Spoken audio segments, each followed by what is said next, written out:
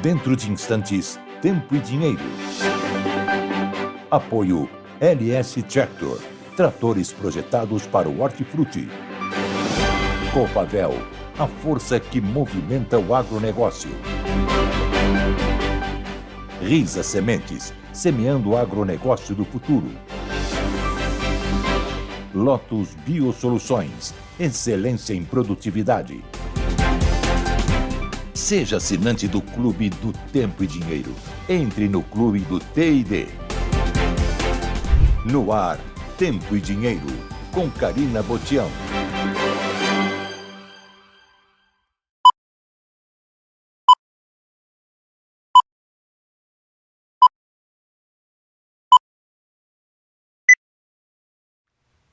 E hoje com o João Batista Olive. Muito boa tarde a todos. Olá, Brasil. Olá, amigos produtores rurais. Sejam todos bem-vindos a mais uma edição do Tempo e Dinheiro ao vivo, nesta terça-feira, 9 de julho de 2024, feriado no estado de São Paulo, dia da Revolução Constitucionalista de 1932. E a Karina Botião, como boa constitucionalista, está comemorando o dia e nós estamos firmes aqui, eu, Sérgio Braga, mais o Davi da Luz, mais o Gleidson Ricardo, o Charles Alcântara, a nossa equipe aqui fazendo o melhor programa do agro brasileiro. Ao vivo, falo com vocês direto do Mato Dentro, interior de São Paulo, onde agora até melhorou um pouco a temperatura. Estava agora 17 graus, né? E para Paulista, de interior ainda, isso é muito frio, meu Deus, mas muito frio. Está lá embaixo, no Rio Grande do Sul, nós vamos mostrar para vocês. A Fabiana Silveira, lá de Piratini, lá na região de Bagé, disse que o dia lá em Bagé começou com menos de 1 grau. Agora a sensação térmica de 5 graus, sol entre nuvens. Mas vamos em frente, pois o Brasil vencerá. Concordo plenamente, até porque eu fiquei satisfeito desta noite. Na verdade, agora de manhã, bateu uma chuvinha aqui no Mato Dentro, continua garoando. Não tem aquela chuva que a gente está esperando, né? Choveu bem no Paraná, mas aqui está assim, ó. Mostra aí, Gleidson, como é que foi a chuvinha agora há pouco aqui no Mato Dentro.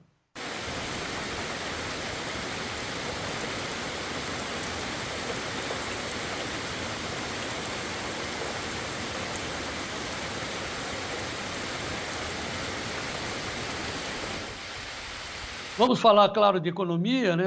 Hoje é dia de preços recordes no café Conilon e o Arábica vai atrás. A soja, no entanto, está no vermelho. Olha aqui, a manchete da Climatempo falando da situação do país hoje. Teremos chuva forte na região do Paraná, né? Aqui mais São Paulo também. Frio lá embaixo, calor lá aqui em cima, ar seco, sol, tudo nessa terça-feira, um dia só nesse nosso país continental, né? Vamos mostrar o frio intenso no Rio Grande do Sul. Dom Pedrito hoje de manhã, mostra aí. Ó, coberto de geadas, Dom Pedrito.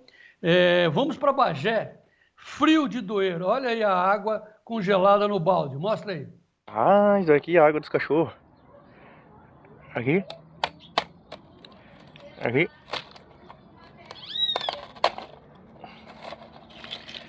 Aí só.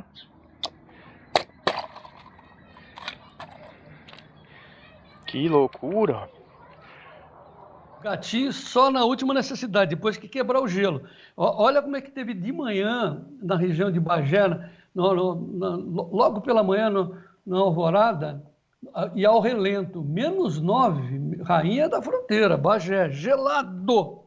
E Pinheiro Machado piorou, -9,1 lá no Rio Grande do Sul, Pinheiro Machado. Acho que é a cidade que está mais fria nesta terça-feira. E na Argentina, a situação também complicou. Nevasca intensa ameaça a vida de 700 mil ovelhas presas em campos congelados da Argentina. É a manchete de O Globo.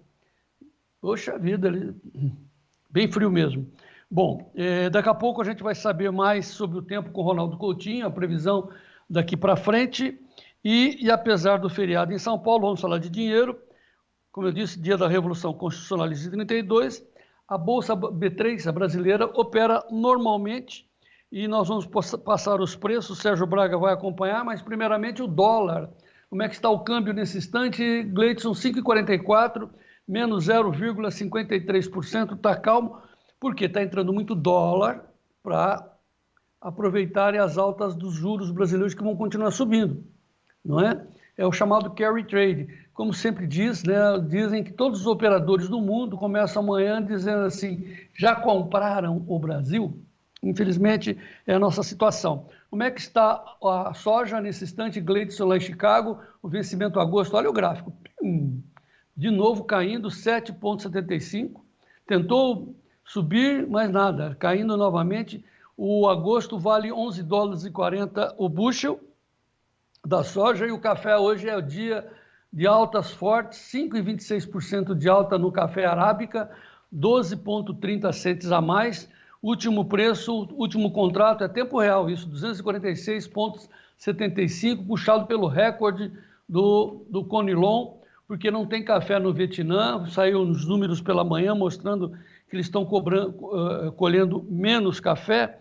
Essa é a situação. E falando de café, nós vamos falar do nosso repórter da cafeicultura, o Maílson Antunes Pereira, que hoje lá em Araguari ele foi buscar o filho dele lá na escola e o filho dele estava paramentado. Ouça a história do Arthurzinho, lá de Araguari.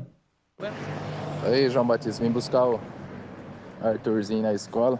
Hoje era dia deles ir representando o que o pai faz e o que eles gostariam de fazer também, sabe? O emprego do pai. Olha a roupa dele aí. Será que ele vai ser produtor rural? Esse está com o destino traçado, graças a Deus. Grande Maílson, grande Arthurzinho, parabéns. Por isso que a gente diz, né, copiando a Fabiana Silveira, lá de Piratini, que o Brasil vencerá. Veja a nossa tela. Essa é a nossa confirmação de todos os dias, nossas mensagens, a nossa mensagem constante, porque apesar de tudo, apesar das dificuldades, com muito trabalho, com muita fé, o Brasil vencerá. Dito isso, Gleidson, Ricardo, vamos em frente com mais uma edição do Tempo e Dinheiro no Ar.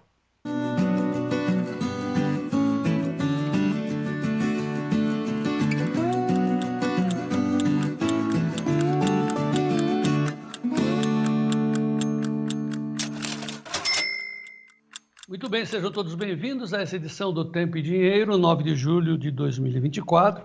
Estamos aqui devidamente paramentados porque esfriou aqui no Sudeste. Está chovendo no Paraná, chovendo bem, por sinal, mas muito frio no sul do país e seco lá em cima, mas seco de dar dó. Mas estamos em pleno inverno, mas vamos agora chamar os destaques dos nossos especialistas, começando pelo Vlamir Brandalize. Olá, amigos do Tempo e Dinheiro, é João Batista. Cavalinho tá com frio, hein? Foi pra cocheira. Tá dando um trato bom nele aí, mercadão mais calmo hoje. Cotações em queda. Temperatura baixa. 9 graus agora nesse momento. E o chimarrãozinho vai bem aqui. E lá em Chicago, lá nos Estados Unidos, chovendo. Pessoal lá me falando agora, chovendo em Illinois, chovendo. Safra vai bem por lá. Condições boas de safra. Dados do uso da amostra aí que tá dentro dos melhores momentos. Já vamos comentar essa situação, que é um fator limitante aí. O pessoal vai perdendo espaço, perdendo ponto, o cavalinho encilhado tá fugindo. O mercado hoje está mais baixo que ontem, mas ainda está com cotações interessantes aí por fazer. Quem faz troca, já vamos comentar isso aí nessa semana mais fresquinha aqui no sul do Brasil, João Batista. 8 graus aqui em Curitiba. Até daqui a pouco, Tempo e Dinheiro. E o nosso destaque é o frio e a chuva no Mato Grosso do Sul, também com frio, e São Paulo e Paraná, finalmente veio a chuva nessas regiões. E hoje tivemos a segunda mais baixa do Brasil no Rio Grande do Sul. Quanto? Na previsão. Boa tarde a todos que nos acompanham nessa edição de Tempo e Dinheiro. Feriado aqui em São Paulo, uma manhã bem gelada e agora também início da tarde com 13 graus aqui na capital paulista. Começou a chover ontem à tarde e foi assim ao longo da noite, madrugada adentro, naquela chuva fraca, mas molhadeira. A umidade é bem forte aqui, bem intensa na capital paulista. Bom, com relação ao mercado do boi gordo, esse tem apresentado estabilidade em boa parte das praças pecuárias. No estado de São Paulo, Paulo, há uma pressão um pouco maior sobre as cotações, mas mesmo assim, referências maiores estão sendo praticadas acima daquele indicador CPEA-Exalc que vem sendo divulgado. Inclusive, isso constatado pelo próprio Luiz Gonzaga Arruda, que nos acompanha diariamente, direto de Cesário Lange, falando sobre os preços da arroba do boi gordo, que tem muitos preços, muitas negociações acima da referência do indicador. No mercado futuro, lá na B3, hoje negociações em alta. Feriado funciona normalmente, a B3 com todas as commodities, todos os derivativos estão aí. Boi gordo nesse momento para o vencimento de julho, 234,50, 0,13 de alta. O agosto a 238,60, 0,38 de alta. Setembro a R$ 240,65, alta de 0,33%. Outubro, R$ 245,70, alta de 0,29%. Indicador ontem, R$ 228, subiu um pouco, 0,31% nas negociações aqui de São Paulo. Bom, no mercado de exportação, boi padrão China, é o que a gente vai observar agora nas negociações, estão cotados, esses são os valores brutos para o boi China. Está aí, R$ 225 em média a prazo. Minas Gerais, exceto a região sul, 215, Mato Grosso, 210, a média do estado, Mato Grosso do Sul, de R$ 220 por arroba bruta, né, sem descontar o mercado do boi gordo padrão China. Boi padrão China. Daqui a pouquinho a gente volta com outras informações sobre o mercado do boi gordo nesta terça-feira, mas vamos antes dar um giro até a Bolsa de Chicago, Nova York, acompanhar as cotações. Nesse momento a soja vem devolvendo aí parte dos ganhos recentes. Aliás, agora a pressão sobre a soja a $11, mais 39,25, 0,76 de queda. O milho sobe em Chicago, 0,66% a 395 ou $3,95,88. O trigo, $5,73,10, 0,55 de alta por bushel. Em Nova York, olha só a estilingada do café, 5,40% nesse momento, contrato mais curto a 247,03. Isso impulsionado também pelo café robusto Conilon, que bate as novas máximas, a alta de $234 por tonelada. Em Londres, o robusta segue a $4.565 por tonelada, uma alta de 5,48%, batendo, portanto, novas máximas, recordes aí para o café robusto Conilon na Bolsa de Londres. Lembrando que a última alta tinha sido registrada lá em 1994, quando bateu $4.140 por tonelada, e agora batendo novos recordes com problemas no Vietnã. O açúcar a 19,63 recua 2,48%, o algodão 70,67, 0,52% de queda, petróleo 81,74 centes por barril, 0,73 de queda nesse momento. O ouro a $2.363,60, estável em relação ao fechamento de ontem. E o mercado cambial?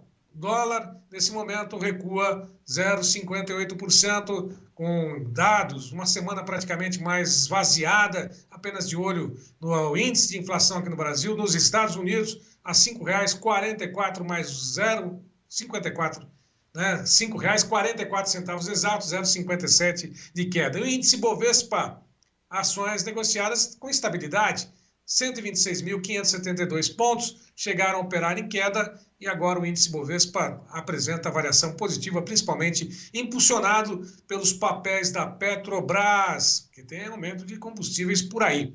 Bom, João Batista, nesta edição que está só começando, tem muitas informações, muitas manchetes do agronegócio brasileiro, não é isso? Então, vamos às manchetes, vamos aos destaques. Vamos começar pela edição que a Karine deixou gravada para a gente, sobre o que está acontecendo no agro através das manchetes do Notícias Agrícolas. Veja o destaque da Karina com informações do agro brasileiro. Avanço da semeadura de trigo na região sul desafia variações climáticas. A preocupação dos produtores agora é que não haja chuvas em excesso durante os estágios finais de crescimento do grão. A BPA, média de exportações de carne de frango, indica resultado positivo para 2024. União entre produtores, exportadores e Apex Brasil colocou o país na liderança mundial de exportação de algodão.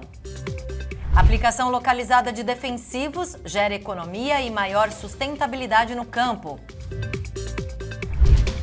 E impactos da lei antidesmatamento preocupam a ProSoja Brasil.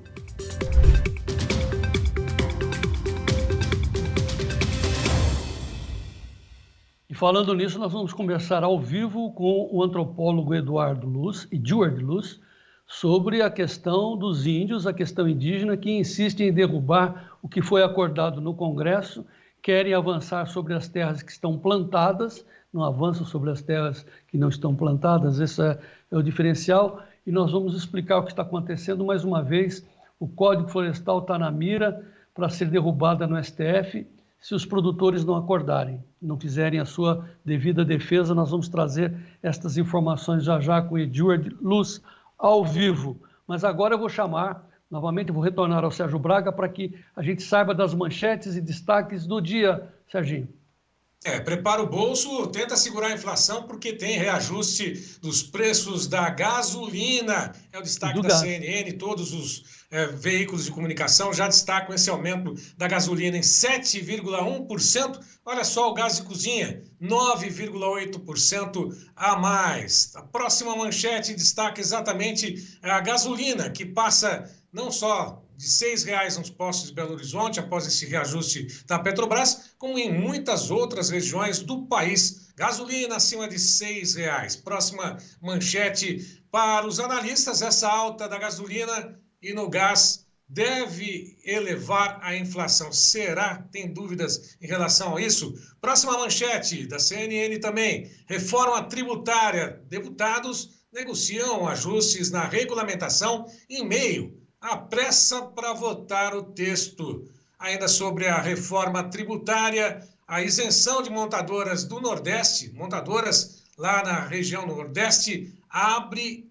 uma guerra com rivais, ou seja, com outras regiões do país, portanto, recebendo isenções às montadoras no Nordeste. Bom, na Folha de São Paulo, Lula pede um acordo abrangente com a China e harmonia dos bancos centrais no Mercosul, durante essa reunião em Assunção, que foi marcada por uma sinalização argentina de apoiar acordos por fora do bloco, como faz o Uruguai. Bom, mas outra manchete, desta vez da Jovem Pan. Na contramão do Brasil, a Argentina defende acordos bilaterais ou acordos comerciais bilaterais no Mercosul. E quais são esses outros destaques de hoje, João Batista? Muitas manchetes, mas eu sei que você tem os seus destaques. Essa intenção do Lula de fazer um acordão com a China, né? A gente prefere fazer acordo com os países ocidentais, né? A gente prefere negociar em dólar, essa é a moeda.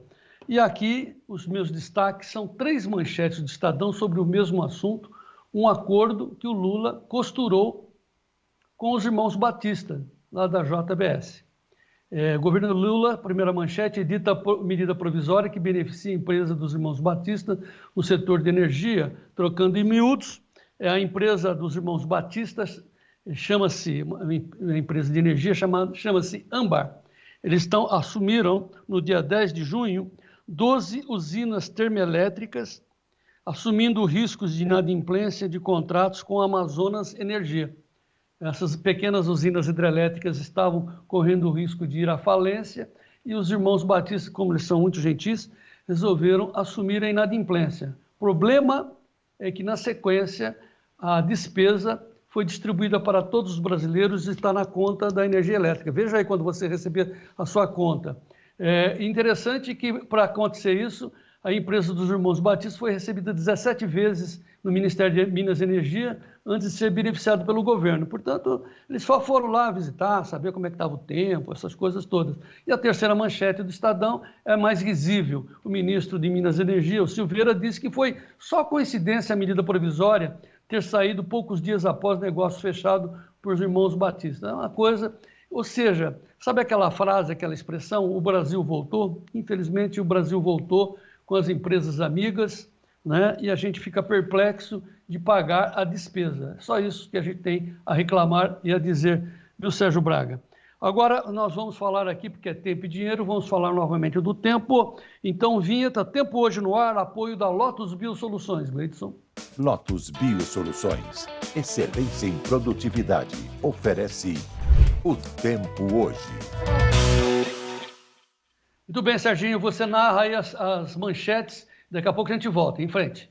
E tem muita gente mandando para imagens, né, registros desta temperatura mais baixa, geadas, até mesmo gelo, lagos gelados e congelados no sul do país, com essa queda acentuada na temperatura. Tanto é que a geada pegou feio lá em Capão do Leão, no Rio Grande do Sul. E quem mandou esse registro para a gente, mostra aí, Gleidson, foi a Thaís Petter. Dá uma olhada só em Capão do Leão, como é que ficou a situação das águas e do clima por lá. Dá uma olhada.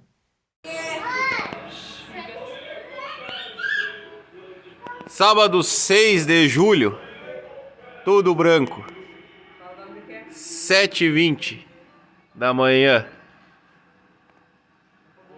Lugarrão no Rio Grande, Capão do Leão.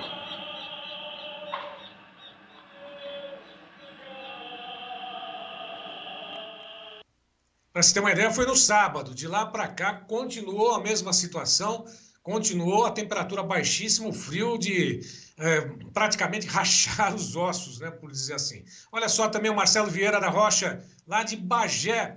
Ele estava no carro, andando pela cidade, e fez esse registro. Olha só o termômetro, quanto marca no painel do carro dele. Mostra pra gente, Gleidson, e o relato dele também. Olha, muito frio, João. Meu Deus do céu. Encaranga tudo. É muito gelo. Como é que o cara trabalha com frio desse? Em Bela Vista do Paraíso, no Paraná, também despencou a temperatura, mas caiu uma chuva por lá, aquela chuvinha que foi registrada em Bela Vista do Paraíso, no Paraná. Dá uma olhadinha.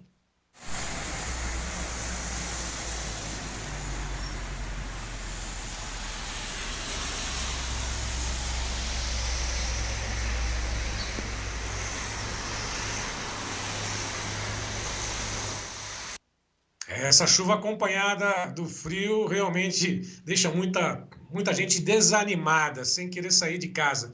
Mas tem muito trabalho para poder fazer, não tem como, né? Em Cornélio Procópio, olha só essa imagem no Paraná, o pluviômetro marcando aí 37 milímetros de chuva. Portanto, teve uma boa precipitação lá em Cornélio Procópio, aquela chuva lenta, mas constante, 37 milímetros marcados até então, o registro desta foto.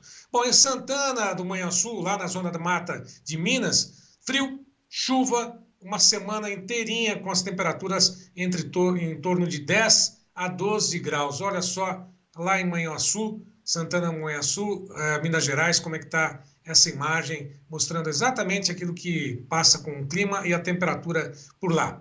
Bom, fora isso, vamos dar uma olhadinha no mapa do dia 8 até o dia 23, de ontem até o dia 23 de julho. Essa chuva concentrada, sobretudo, no estado do Paraná, Santa Catarina, ao norte do Paraná, se estendendo do litoral até a região sul do Mato Grosso do Sul, pegando uma parte do sul do estado de São Paulo também, ou seja, precipitação, chuva constante até o dia 8 até o dia 23 de julho. Do dia 8 até o dia 23 de julho, portanto, de hoje, dia 9 até o dia 23 de julho, essa situação por lá, né, nessas regiões, com chuva constante e pelo menos marcando aí as demais áreas do país, as demais regiões praticamente com seca. Olha só o Rio Grande do Sul, mostrando boa parte do oeste do Rio Grande do Sul, sem chuva, praticamente seco nesse momento, naquela área mais vermelha do mapa, mostrando exatamente essa situação. E o modelo europeu mostra os 5 dias no Paraná, com as chuvas aumentando, chegando lá em Telêmaco, Borba, aos 68,4 milímetros, 100 milímetros em Londrina, Paranavaí, 95 milímetros, Umuarama, 56, Cascavel, 53 milímetros, Guarapuava 84, Cruz Machado 79, lá em Francisco Beltrão um pouco menos, 25,7 milímetros de chuva para os próximos 5 dias. Bom, tem o destaque também do Notícias Agrícolas de hoje, mostrando que o INMET alerta para chuvas intensas em São Paulo, Paraná e Mato Grosso do Sul, e onde de frio e há risco de geadas também no Rio Grande do Sul.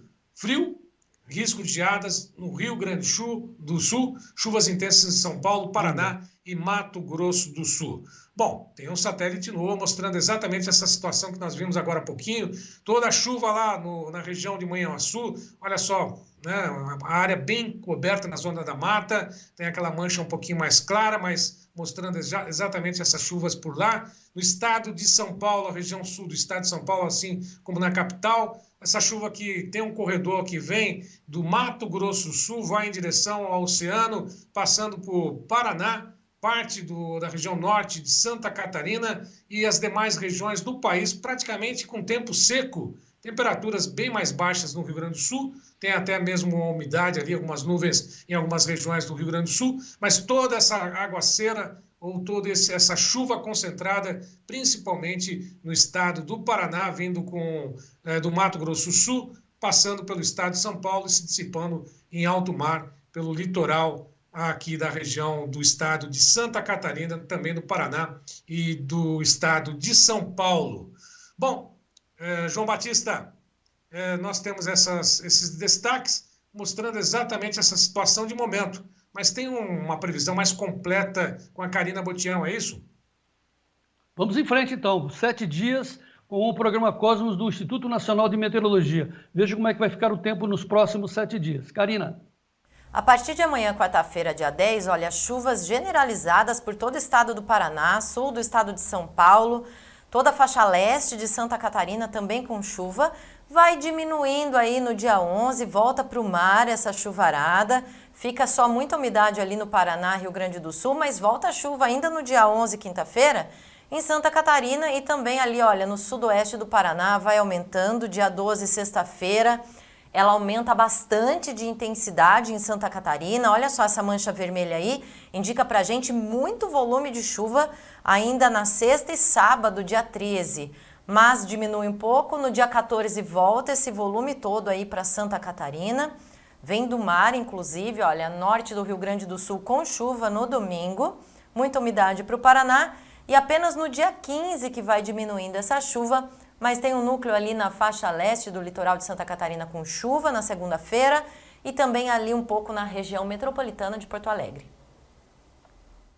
Muito bem, daqui a pouco a gente vai falar sobre as chuvas aqui em São Paulo, mas eu quero ver agora complementar os estudos feitos e apresentados pelo Ronaldo Coutinho para nós aqui exclusivamente no Tempo e Dinheiro. Então, vamos às análises do engenheiro agrônomo especializado em clima e meteorologia, Ronaldo Coutinho, direto da Climaterra, no ar. Estamos aqui, ó, com chuva vindo aqui, o destaque da chuva, principalmente aqui, ó, no acumulado de 9 a 18. Basicamente, esse acumulado é quase que aqui no sul, quase tudo até domingo, segunda-feira. Começando aqui pelo norte, o norte do Amazonas, pancadas de chuva, bom volume, Roraima, norte Pará, Amapá, toda essa faixa norte, como é de costume, a chuva se concentra mais. Pancadas isoladas no centro-sul do Amazonas, muito pouca coisa no centro-sul e leste do Pará, praticamente nada em Rondônia, Acre também é pouca coisa. O Mato Grosso, vamos torcer que venha alguma viraçãozinha com a entrada do ar frio aqui, trazendo alguma viração, talvez um nevoeiro, uma garoa, alguma coisinha nessa parte aqui, entre hoje ou amanhã, mas não estou com muita esperança não. Se for seguir a risca é zero. Tempo seco no Tocantins, Goiás, grande parte de Minas tempo seco. Infelizmente não voltou a colocar chuva aqui no Cerrado Mineiro. Pouquinho de chuva aqui no Café do sul de Minas, bem pouco. Lá no Nordeste a chuva também vem principalmente aqui em Natal, até o litoral da Bahia. Pode chover bem entre Alagoas, entre Aracaju e principalmente Maceió, Recife, pode ter alguma chuva forte nessa semana. Tu vê que chove aqui, ó, nessa faixa leste, uma boa chuva até, algumas pancadas aqui no Ceará, pouquinha coisa no Piauí, pouquinha coisa no Maranhão. A chuva fica mais no centro-leste da Bahia, principalmente na Cealba, sul e leste de Pernambuco. Até no sertão de Pernambuco, no sertão do Ceará, no sertão da Paraíba, no sertão do Rio Grande do Norte e alguma chuva isolada. E aqui, ó, quem sabe alguma coisa perdida na região de Irecê. O Espírito Santo, pouca chuva, no Rio de Janeiro, pouca chuva, e o destaque mesmo é aqui, ó, parte do Mato Grosso do Sul. Muita chuva aqui, ó. A região de Dourados, Ponta Porã, Mortinho, Amambaí, Naviraí, Nova Andradina, Rio Bonito para baixo, vai ser uma semana de tempo instável até domingo. Chuva, período de melhora, vai e volta chuva e pode ter um volume grande de chuva pontuais acima de 100 milímetros. Já no norte, nordeste, leste, Mato Grosso do Sul, infelizmente pouco, nenhuma chuva, assim como esse cantinho aqui de Goiás. São Paulo, ele recuou mais um pouquinho. Norte e nordeste de São Paulo, dificilmente tem chuva na divisa com Minas. Só na parte final da área do café que pode ter alguma chuvinha e uma chuva mais consistente aqui, ó, no extremo oeste de São Paulo, pega aqui o centro, pega aqui a capital e todo o litoral, Baixada Santista e o Vale do Ribeira. Vai ajudar o pessoal da banana. E aqui no Paraná, uma boa chuva também com volumes altos. Esse marrom aqui, ó, é acima de 100 milímetros de chuva. Santa Catarina também tem um volume alto de chuva aqui no nosso litoral, podendo ter volumes altos aqui no sul e no coisa. Só que isso aí é em 10 dias, não é de uma vez só. Mas preocupa o Vale do Rio do Itajaí, Rio do Sul, que o rio está muito alto. No Rio Grande do Sul, pancada isolada de chuva na metade norte, tanto alguma coisinha hoje e até mais ou menos até o fim de semana. Boa parte do Rio Grande do Sul, tempo seco. Tanto que na anomalia está aqui, ó, bem acima do normal em azul. Tu vê, o Rio Grande do Sul tem chuva, mas abaixo do padrão, Argentina, Chile, Uruguai. Grande parte do Brasil normal, que é pouca chuva. Diminuiu aquelas anomalias negativas aqui na Amazônia. E aqui no Nordeste fica até um pouquinho bom, no Pernambuco, na Alagoas, Sergipe e partes da Bahia. E Rio Grande do Sul abaixo, mas Santa Catarina, Paraná, Mato Grosso do Sul e São Paulo, parte, fica bem acima da média, principalmente o Paraná. E na temperatura estamos aqui, ó, uma grande massa de ar frio atuando aqui no Brasil, até o dia 18, bem abaixo do normal, principalmente o sul, Mato Grosso do Sul, parte de Mato Grosso, Rondônia, Acre, vai ter a friagem, e depois já vai perdendo, entrando o calor, que é o normal. Nós vamos ter um calorzinho ali entre o dia 19, 20, até o dia 23, 24, provavelmente lá pelo dia 24, 25, deve entrar uma massa de ar frio. E aonde fez o frio hoje no Brasil foi aqui, ó, em Pinheiro Machado. Nessa região aqui do Rio Grande do Sul, tivemos 9,1 abaixo de zero. Foi a menor temperatura já registrada no sul esse ano. Ganhou de São Joaquim, que era 8,8 negativo, e só perde para o Itatiaia, que é 11,8 negativo. Então, essa parte do Rio Grande do Sul que gelou hoje, chegando a 9,1 negativo na região ali de Pinheiro Machado, no Rio Grande do Sul, uma estação particular. Da Climatea, Ronaldo Coutinho, voltamos amanhã. Destaque é o próprio Ronaldo Coutinho, né? Com blusa de lã, finalmente o guerreiro se rendeu ao frio lá na Serra Catarinense, né?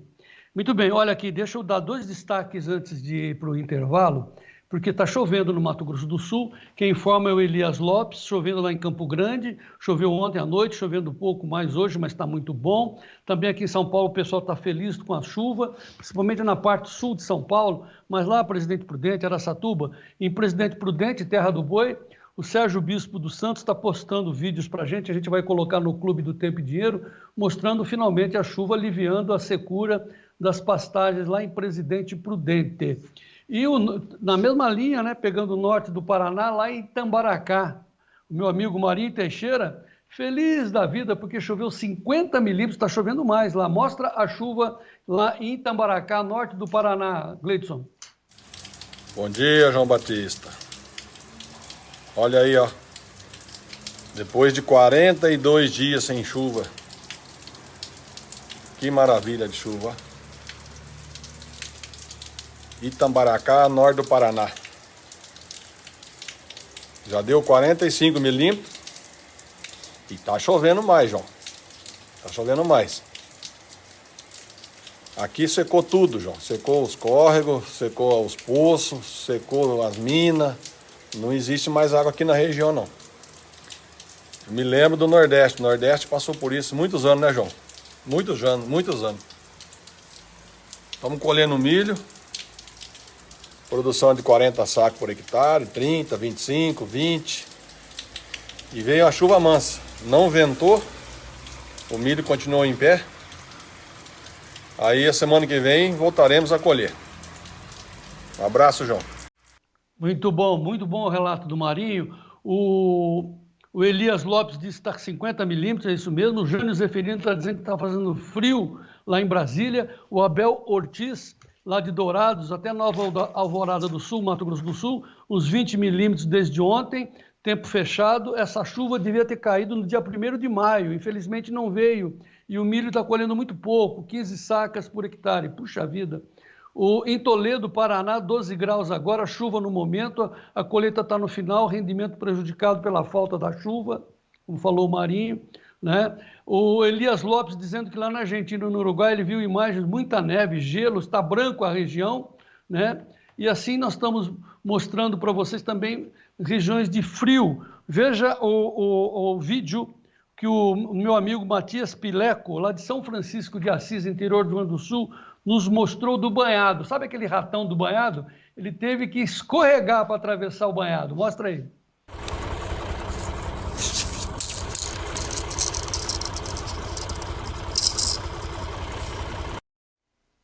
Ele esquiou no gelo, rapaz, o ratão não era. Tá frio? Meu Deus do céu.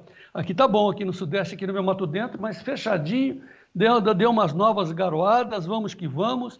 Rápido intervalo, mas rapidíssimo mesmo, que depois nós vamos falar com o Vlamir Brandalize sobre os preços da soja. É o Tempo e Dinheiro no ar, Gleidson.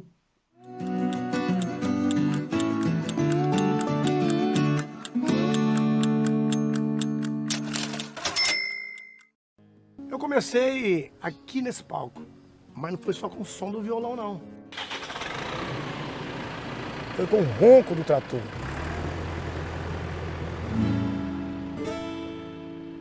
Eu sempre fui um produtor rural e quero crescer cada vez mais. E a marca que eu escolhi para mim é a LS Tractor. Ela tem força, tecnologia e amor pelo campo. Maravilhoso, né? É show demais! É tão show que eu pedi bis. LS Tractor, tecnologia sul-coreana, coração brasileiro. Esse é bruto, hein?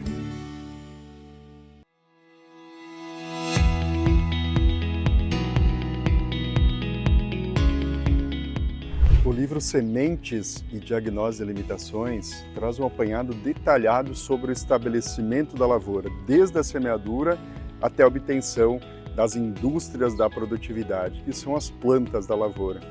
A gente faz um diagnóstico muito detalhado com relação aos erros de diagnose, aos aspectos de diagnose dos problemas de plantio.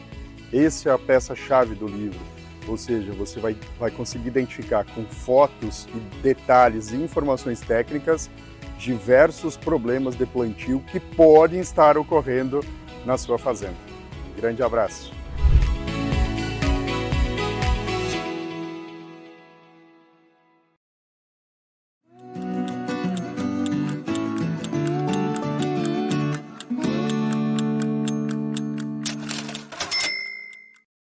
Muito bem, de volta com vocês, Tempo e Dinheiro, nesta terça-feira, 9 de julho de 2024. Vamos falar com o Vlamir Brandalize já, mas antes, vamos ver os preços, como é que está em tempo real o vencimento agosto da soja lá em Chicago, para baixo, no vermelho, perdendo 12 cents, 12,12, menos de 1% novamente, depois da queda forte de ontem. Ontem enterrou o pito e hoje continua caindo.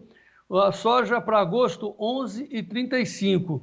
Os vencimentos lá para novembro já perderam os 11. Vamos ver os 4 vencimentos principais. O julho, 11,70, está entregando, já não tem nenhuma importância. Agosto, 11,36, estava agora há pouco perdendo 12. O setembro, 10,83 e o novembro, 10,84. Mas depois começa uma tendência de voltar para os 11. O Vlamir vai explicar isso. Mas antes, vamos ver como é que está o preço da soja aqui no Brasil, na B3, base Porto de Paranaguá. Também no vermelho, claro, né, porque são vasos comunicantes. Agosto, 25 dólares e 12 por saca, base Porto de Paranaguá. Setembro, 23,90. Novembro, a saca, último contrato, 23,94. Preços no vermelho, preços lá embaixo, ou seja, quem conseguiu vender um pouquinho mais acima está se dando por satisfeito, mas não está, né, porque vendeu. As cotações estão muito baixas. Assunto para Vlamir Brandalize. Notícias da soja no ar, Gleidson.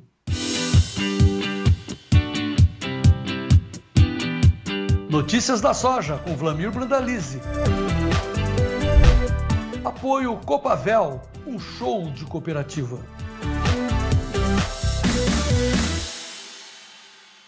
João Vlamir Brandalize, muito boa tarde, seja bem-vindo. Friozito aí em Curitiba?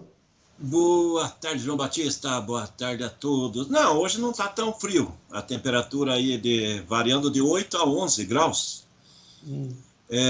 Para você é o Armagedon aí, né? Não, eu não suporto. 10 graus eu vou para baixo do cobertor. O Marcelo Rocha, lá da fronteira do Rio Grande do Sul com o Uruguai, está dizendo que dá um friozito lá. -2 essa noite. O que você acha? É bom para matear? É bom, né? Vende bastante erva, né? O pessoal toma um chimarrãozinho, come um pinhão na chapa, do fogão a lenha. É o momento, né, João? Isso é importante, né, para o ciclo da vida do sul do Brasil, principalmente, porque aqui a natureza, ela traz as geadas. E se a gente não tiver geadas, depois a gente tem muita praga que estimula a doença, plantas daninhas que ficam. A geada, ela é um controlador natural aí para dar o equilíbrio aqui no sul do Brasil, parte da Paraguai, Argentina também, Uruguai, né, João? Então, mas antes de focar na soja, você está mateando uma erva aí de Antônio Olinto, porque dizem que a erva mate melhor é da Argentina ou é a sua? Não. A melhor erva mate que tem é a erva mate do sul do Paraná, em função da característica do terroir da nossa região. Ela é nativa dessa região, ela tem uma melhor qualidade paladar. Os argentinos são grande importador aí de erva do Paraná, aqui do Brasil. Não são eles tomam as ervas brasileiras. Eles fazem o mix para melhorar a erva deles lá com erva brasileira, João. E a erva nossa de Antônio Olinto é espetacular. É uma das melhores que tem. E eu tomo chimarrão com erva mate de Antônio Olinto. Mas você é nacionalista, bairrista você. Gustavo Henrique, lá de Campo Grande, está dizendo que lá em Campo Grande o pessoal está batendo os queixos, está 9 graus. O maior frio que eu passei na minha vida foi em Campo Grande, porque lá, quando bate aquela friagem, é uma friagem úmida, cara. Meu Deus do céu! João, para te falar a verdade, eu já passei temperaturas até de 25 graus abaixo de zero, 28, mas o frio que eu passei mais, que eu passei frio realmente, foi Rondônia.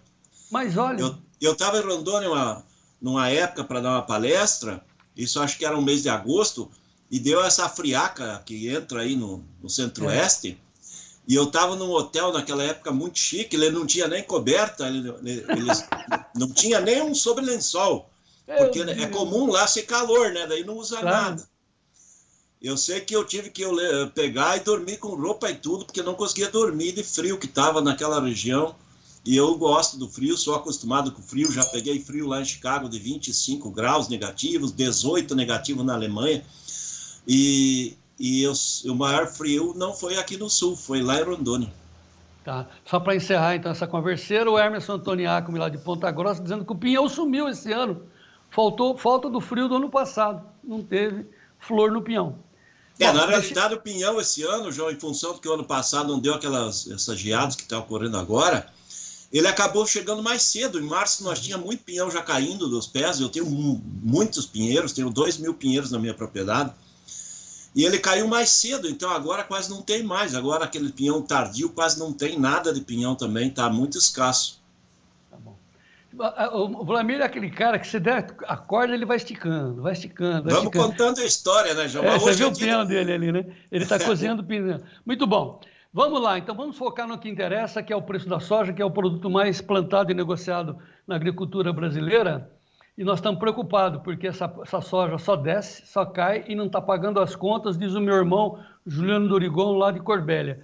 Como é que você está vendo o mercado nesta terça-feira, Vlamir Brandalize? Olha, João, o mercado está testando a baixa, né? Que nem a gente já vinha comentando, né? Passou o feriadão americano da independência deles. É normal acontecer essa corrida baixista do investidor para ver até onde pode cair, né? E ele tem um fator positivo a favor da queda, que é o que, João? O relatório do ontem do USDA mostrando as lavouras em boas condições. Então, a soja ela está com 68% de boa excelente. Semana passada era 67%. O ano passado era 51%, ou seja, 68% frente a 51% do ano passado. Nessa condição, com uma área de 34,8 milhões de hectares, eles colhem mais de 121 milhões de toneladas. O ano passado foi 113. Então, isso está servindo de argumento para apostar na baixa nesse momento, porque os fatores que tínhamos na semana passada, que era a forte demanda de óleo e a pressão do farelo, em função da situação da Argentina, da possibilidade de greve e atraso de embarque, esse já perdeu forças, esse não está atuando. E o que está atuando é a situação das lavouras americanas, que está com boas condições, e o mais importante, né, João, elas estão evoluindo rapidamente, né? Os pega-soja americana, ele está com 34% na fase de florescimento, passou de 1/3. A média é 28%, ela está adiantada. Hoje tem 9% formando vagem e a média é 5%. Safra americana andando bem, com boa umidade no solo. Ele pesa e pode pesar mais. Nós estamos com a ideia hoje que a resistência leve, vamos dizer assim, é 11,70. Ele já está perto de 11,80 para setembro e novembro. A resistência forte é 11,50, mas ele ainda pode complicar mais, ele pode cair perto dos 11,70 e talvez até abaixo. Depois ele começa a se estabilizar e olhar para cima, porque nesses valores que o mercado está hoje, setembro e novembro, o produtor americano já não tem margem, ele trabalha negativo, trabalha com prejuízo, como os nossos amigos estão falando aí. A margem do produtor americano já é negativa. Tá, e para complicar, a Carla Mendes está informando lá direto da redação do Notícias Agrícolas que o óleo está caindo forte hoje, com 4% de baixa. João, a gente achou que tinha parado ontem, né? Não, o óleo é aquele voo de galinha, né? Os grandes importadores, o maior importador mundial é a Índia e agora a gente considera a China o segundo. Eles estavam atuando a semana passada e comprando muito forte. Mas depois que ele compra um navio, 2 navios, ele fica muito tempo fora. E daí o mercado de óleo acaba desabando, né? Porque o pessoal do óleo lá na Ásia, do óleo de palma, do óleo de girassol ali no leste europeu e na própria Canadá, e do óleo de soja, Brasil, Argentina, Estados Unidos, o pessoal acredita que o mercado vai subir mais, segura o que precisaria vender. E daí o mercado, eles se abastecem, compram, cai fora. Quando eles precisam, agora tem que vender, e agora tem que vender, e os compradores estão fora, ninguém quer comprar, daí o mercado cai mesmo, é assim que funciona o óleo, é aquele voo de galinha. Né? Agora, no caso dos grãos, né, como está chovendo lá na região de Chicago, então o operador olha para a janela e fala, meu Deus, vai ter soja, Buffett derruba, não é isso? Exatamente, ele olha também para isso.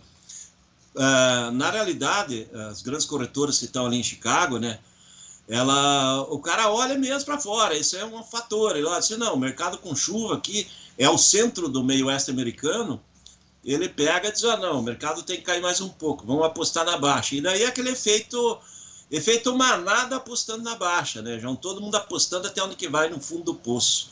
Tá, mas esse momento. E o produtor não pode ficar isso elevado nessa hora na baixa, né? A semana passada nós estávamos falando que era cavalinho encilhado e agora o cavalinho pegou esse frio todo aí, tá na cocheira, né? Se assustou. Mas assim, eu tô procurando algum motivo que possa dar uma melhoradinha, ou pelo menos segurar a queda. Eu vou pedir para o Gleides, tem uma imagem aí do Beryl, que é o furacão, que está se transformando no furacão mais perigoso registrado no Atlântico. Já entrou ali no sul da Flórida e pode chegar ali pode subir esse treco aí, né? Tá aí, ó, furacão mais perigoso. Ele vai ali pro lado... Ele entra pelo Texas, ali pelo Mississippi, mas dificilmente causa problema lá no meio oeste, né, João? Ele causa problema ali embaixo, né? Alguns lugares embaixo e... Eu não acredito ele vai trazer que o mais furacão, chuva, né? Que traga problema. Ele acaba concentrando umidade, né? E umidade no momento que está em florescimento, formação de vagem, ele, além de trazer umidade, ele ameniza as temperaturas, não dá aquele calorão, né? Aquele calor de 35, 40 graus, que seria o ideal nesse momento para nós e não para eles, né? Mas para tristeza nossa, as temperaturas estão indo a 30, 32 no máximo, não batem os 35, que a partir daí começa a abortar flor e derrubar canivetinho, né? Então, por enquanto, está tudo bem por lá e esse furacão, eu acredito que no caso da soja e milho, não vai causar problema. Tá. Vamos falar de negócios. Vossa Senhoria hoje colaborou lá com o Clube do Tempo e Dinheiro, dando um piteco sobre o momento que acho que já passou, das trocas, em cima dos fertilizantes. Perguntaram, devo comprar fertilizantes agora ou esperar o dólar subir mais à frente? Qual é a sua posição? A pergunta era o dólar cair, né, João? Se o dólar subir, vai ficar mais caro, né? Assim, a questão é o seguinte, João, nós estamos aí praticamente 2 meses do início do plantio, né, que acontece ali depois do dia 10, 12 de setembro, para a soja germinar depois do dia 15 aí, que começa. Então, 2 meses do plantio. O produtor certamente já perdeu os melhores momentos do fertilizante, então ele já teve lá embaixo, já caiu muito, e agora ele já começou a subir, já faz uns 60 dias para cá ele está subindo. Outro fator importante para a gente clarear aí, a maioria das empresas fertilizantes, o ano passado teve prejuízos muito grandes com fertilizantes que acabaram segurando, importaram muito e tinham um estoque muito grande na virada do ano. E o mercado despencou mesmo, e agora elas importaram menos, estão comprando dentro da mão para a boca, que a gente chama. Dentro do que estão vendendo, está comprando e para não sobrar grandes estoques. E o produtor, para pensar em dólar, talvez lá no fim do ano o dólar esteja mais calmo, mas nesses próximos 60 dias ele vai ter que comprar aí para plantar, né? Talvez nem encontre direito o fertilizante que ele queira, né? Porque já vai ter uma pressão de oferta limitada de fertilizantes. E ainda existe uma relação de troca em algumas revendas que o produtor pode fazer troca com soja, troca futura, ou compra efetivamente com condições boas, porque eu acredito que no mês de agosto, aquele que vai comprar por último, é provável que pague mais caro, João, e aí ele vai precisar mais soja para pagar a conta fertilizante. E a soja, ela caiu nesses últimos dias, e provavelmente cai um pouco mais, só que esperar para frente, é possível que tenha valor menor na soja ainda, né? Porque se o dólar cair, a soja também cai. Então, esse é o ponto, né? Não dá para deixar o tempo passar, porque aí vai encontrar dificuldade para comprar o fertilizante de qualidade, para fazer uma boa safra, porque eu acho que o melhor momento já passou, e daqui para frente, cada tempo que vai passando, cada semana, talvez piore um pouco mais para o produtor. Inclusive, o Maurício Bellinello mostrou que também os prêmios, você mostra todos os dias, mas os prêmios nas origens também estão diminuindo, estavam bons, mas começam a cair e tal. E Chicago, com a entrega da soja deles lá, novembro está essa porcaria, abaixo de 11. No seu entendimento, quando é que a soja volta a subir? Olha, João, a partir de janeiro, fevereiro, quando acabar o pico da oferta de embarque americano, né? Aí sim. E o mercado volta a melhorar, tanto no grão Chicago como prêmio. Se a gente olhar prêmio a partir de maio, dos embarques brasileiros já são melhores. Continuo vendo que produtor, o pior momento vai ser março e abril. E depois, em maio em diante, ele começa a melhorar. Então, em princípio, o produtor tem que se preparar para esse momento mais difícil, que vai ser março e abril só. Então, mas o ano em si... Eu acho que o produtor que tiver uma produtividade regular boa, ele não vai ter prejuízo.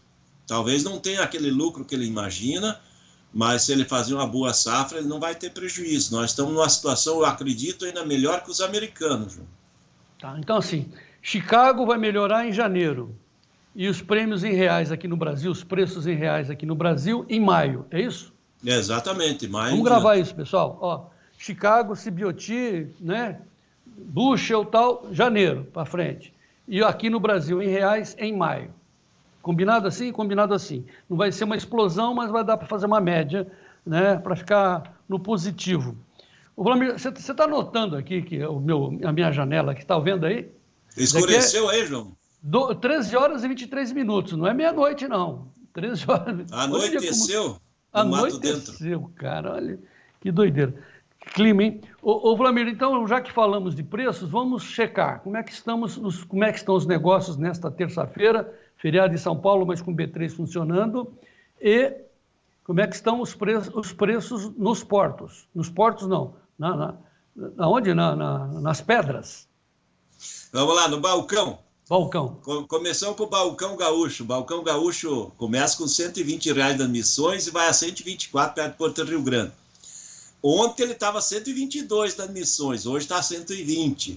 A semana passada chegou a pagar 126. Veja que ele está R$6 abaixo do melhor momento. Exatamente uma semana atrás ele pagava R$6 a mais. E o Porto Rio Grande ali pagava 130, hoje está 124, perto do Porto ali. 125 talvez na região de Pelotas. A restante do Sul e Sudeste, hoje paga 120, aos níveis menores vai até 127 aí no sul do Paraná. Ontem ele também estava pagando R$2 a mais, então o mercado também deu uma recuada. Nessas regiões aqui, Sul e Sudeste, o restante, ele está R$5 abaixo do que estava no melhor momento da semana passada, ou terça-feira da semana passada. Mercado de Porto, esse também caiu pela manhã, já estava trabalhando abaixo de ontem, e agora à tarde vai cair mais. O que está acontecendo? O Porto Rio Grande de manhã pagava 140 aí no agosto e 141 no setembro. Agora à tarde provavelmente vai pagar uns 138,50, 139 no agosto e 140 no setembro, R$1 a menos. Em função de que o Chicago esticou a perda, né, João? E o dólar não ajuda, está negativo também.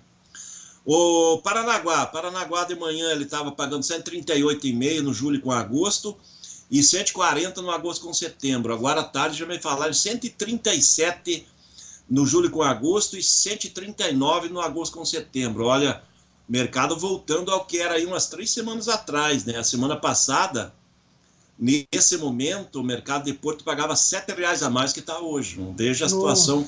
Como o cavalinho encilhado, ele escapou desse momento, ele caiu R$7. É muito dinheiro que escapou e é difícil de recuperar esse valor aí que a gente está perdendo essa semana. Tá, vamos para os lotes formados nas cooperativas. A que preço?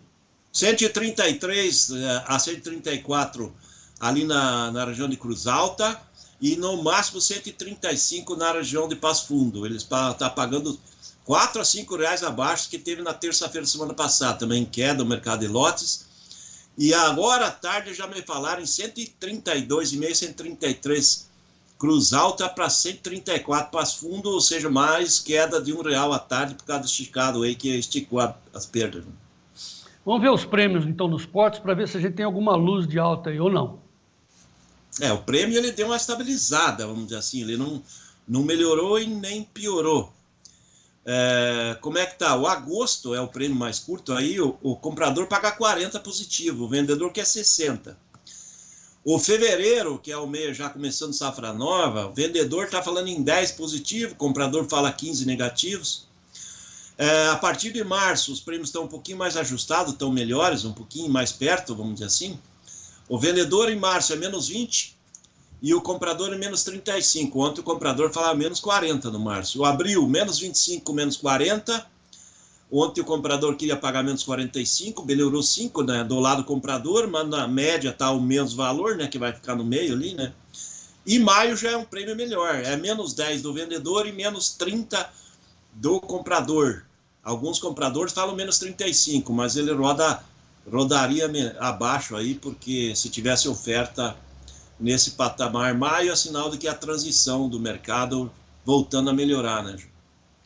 Aqui no meu YouTube, aqui no meu chat, estão discutindo arrendamento, porque com os preços ajustados como estão, tem muita gente pagando arrendamento muito alto. O Juliano Dorigon, lá de Corbera, está dizendo que ali a renda está girando em torno de 80 sacas por alqueire e adiantado. Ô doido, mas vai acreditar que o preço vai subir? Não vai, que isso, vai afundar. Não, a questão é o seguinte, João, não é que vai afundar muito, não, ele vai cair um pouco só. A questão é que eu estava vendo lá nos meus vizinhos ali também, aquela questão é o seguinte, teve um lá, se não me engano, que entregou arrendamento, já tinha 4 querendo pagar adiantado também. Nossa Senhora. Então, é aquele negócio, se tem um que não quer pegar o arrendamento, tá caro, uma hora que ele larga, tem 3, 4 pegando, então... É essa a condição, não tem terra, né, João? As terras que estão por aí já tem dono e elas estão valorizadas. A questão é que as terras estão valorizadas e o produtor que está arrendando área é porque ele tem escala de máquina, né? Ele precisa ter mais área e tudo conta, né? Então é um ano mais apertado para o arrendamento, sim. O arrendatário está num ano mais apertado e aí que ele tem que buscar produtividades maiores, né, para escapar dessa pressão de custo, né? Ok, vamos ver o preço do milho, então, porque tem pergunta até aqui, qual é o fundo do poço no milho? Vamos ver o preço do milho lá em Chicago.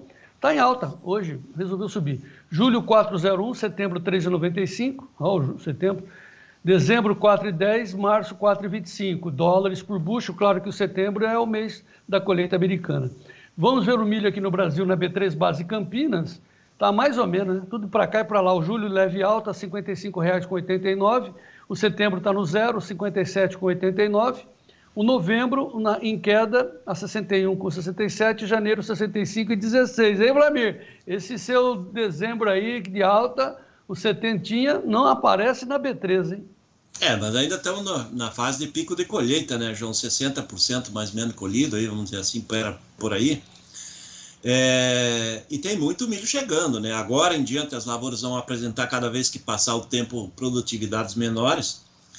Mas provavelmente depois de passar dos 85%, 90% colhido da safra, o mercado vai ter uma pressão menor de oferta. Daí o mercado da B3 provavelmente vai ter que começar a melhorar. Como a gente está olhando hoje Chicago, né? Chicago está em alta porque ontem tinha caído muito, o milho já está muito barato, ele precisava de uma correção positiva, porque a relação de troca entre milho e soja em Chicago está muito aberta, está muito grande a favor da soja, né? Porque hoje está dando mais ou menos aí 2,8, 2,9 bushel de milho para dar um de soja, e o normal é 2,2 a 2,4, então o milho está muito desvalorizado, e nós não temos uma safra de milho global que atenda a demanda. Ainda o USDA vai ter que ajustar a safra brasileira, a safra argentina, ambas para baixo, e aí o mercado vai ver que nós estamos com um aperto maior aí na oferta e demanda. E como o milho está muito barato, nós vamos ver que vai ter uma demanda muito forte, né? Quem produz ração está puxando a demanda, está aumentando o consumo, quem produz etanol também, porque o milho está barato para esses dois grandes espaços aí de consumo, né? Então, para frente, o mercado do milho tem que corrigir para cima, porque ele já está muito perto ou já está no fundo do poço. Essa é a condição do milho, ao contrário da soja, que pode cair um pouquinho mais.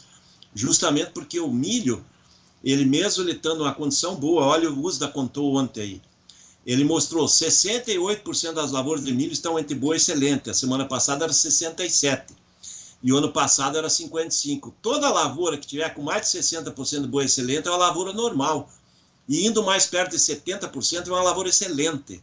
Então ela está boa, está quase, considerando quase todas as lavouras de milho americanas excelentes, então condição de clima americano favorável. Correção de milho, o milho já está com 24% das lavouras em florescimento nos Estados Unidos.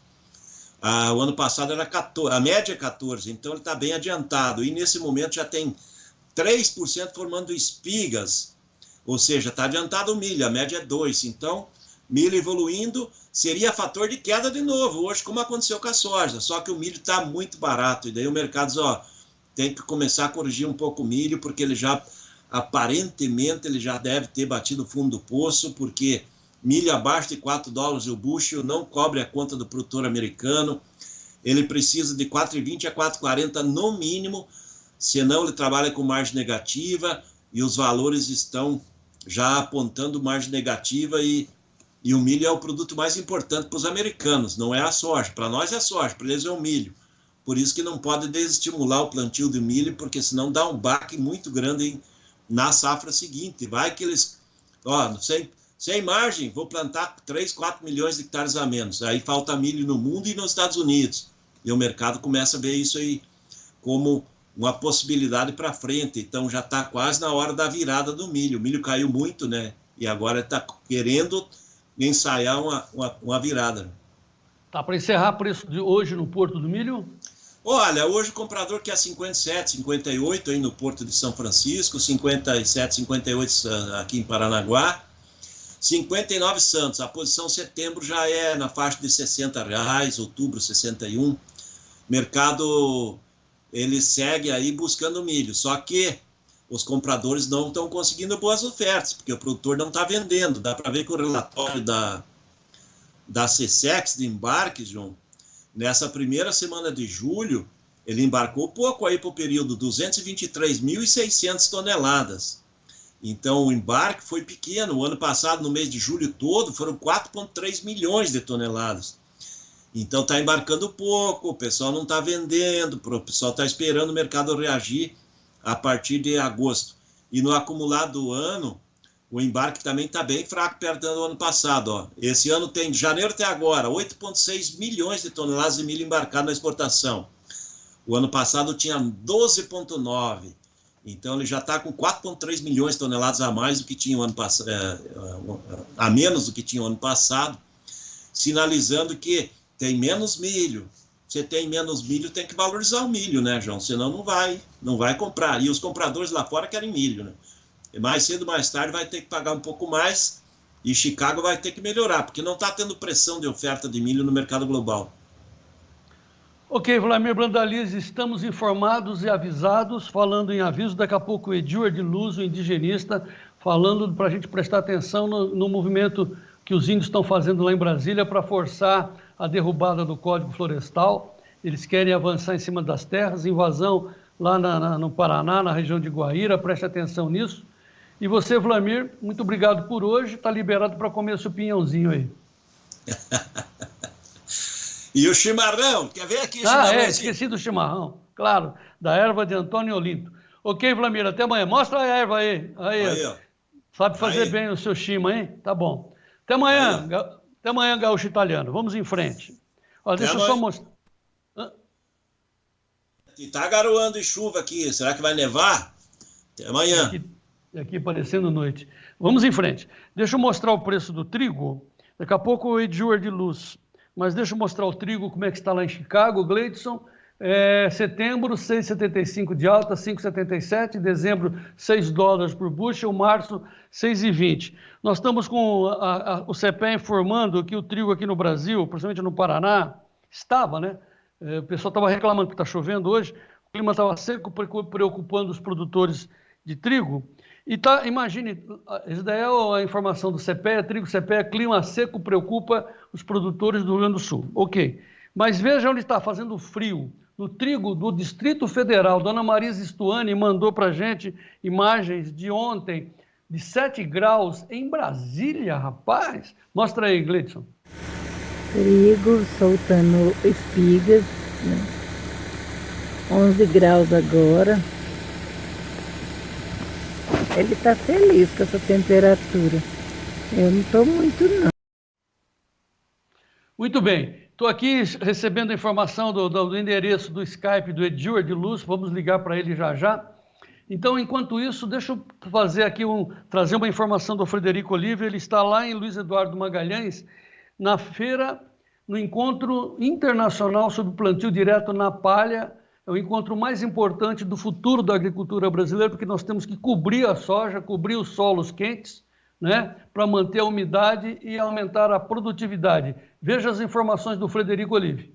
Olá, amigos do Tempo e Dinheiro, Frederico Olive. Estou falando diretamente aqui da cidade de Luiz Eduardo Magalhães, no oeste da Bahia, aqui no Mato Piba, uma das maiores regiões produtoras de alimentos do mundo.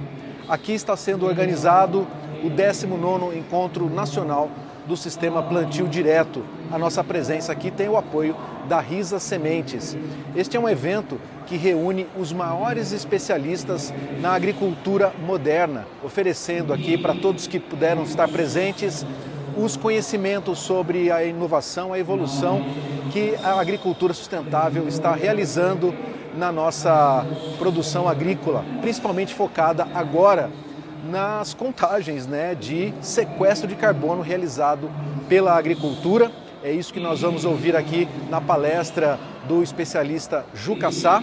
E neste momento está acontecendo uma palestra online do Nobel da Paz, Ratan Lal, que traz para nós as informações da história da agricultura moderna e de como que nós vamos conseguir resolver o problema de ter produção de alimento com sustentabilidade social, ambiental e financeira, atendendo à necessidade de alimentação de todo o planeta. Nós sabemos que até 2050 vai haver uma grande transformação e a agricultura faz parte desse processo com muita importância e tudo isso está sendo discutido aqui neste evento. Temos um centro de exposições aqui logo ao lado, oferecendo as ferramentas para os agricultores serem mais produtivos e terem essa contrapartida da sustentabilidade com os seus biológicos, com mix de plantas e, claro, a Risa Sementes trazendo aqui para o evento a sua especialidade, que é a produção de sementes de braquiárias e pânico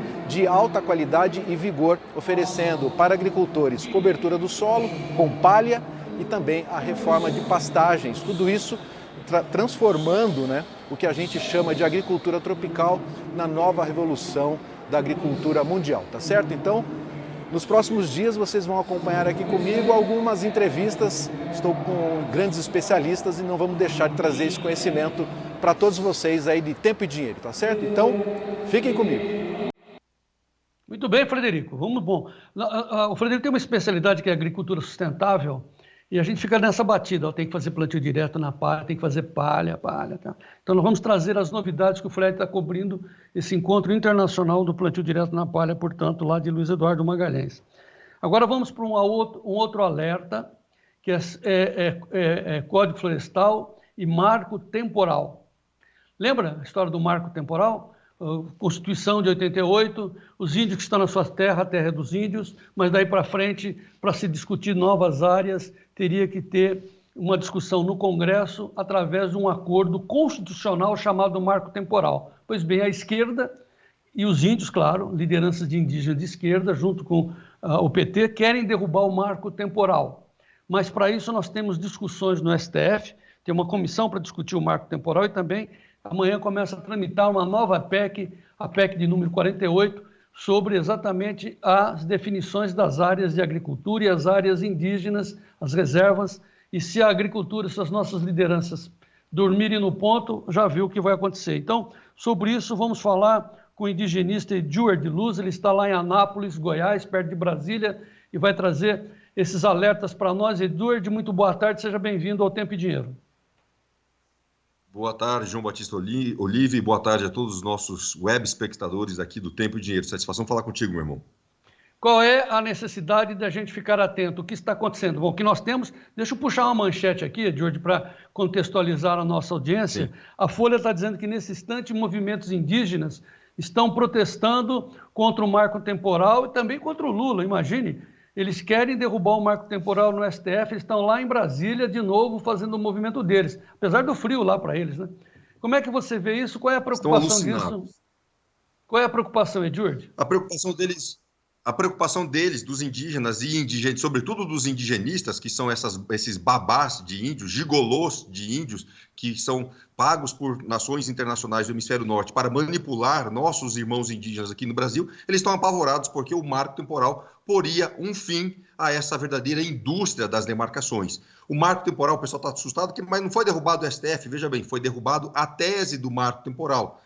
Ao meu ver, erroneamente, porque a tese é constitucional, o marco temporal é constitucional. Mas como nós sabemos, os ministros da Suprema Corte também são manipulados, em certo sentido, por uma esquerda global, estão dizendo que essa tese é ilegítima. Para combatê-lo, para combater o STF, o Congresso Nacional aprovou no último dia, em outubro de 2023, a Lei 14.701, que é a lei do marco temporal. Foi aprovada em outubro, em novembro Lula vetou, em dezembro nós aprovamos a lei foi aprovada em nome do povo brasileiro pelo Congresso Nacional. 6 ações no STF querem derrubar essa lei, querem derrubar todas as ações de ONGs como WWF, Greenpeace e ISA, por aí vai. Acontece que essa lei é importante para o Brasil. Sabendo disso, o ministro Gilmar Mendes criou uma comissão especial para a negociação da Lei 14.701.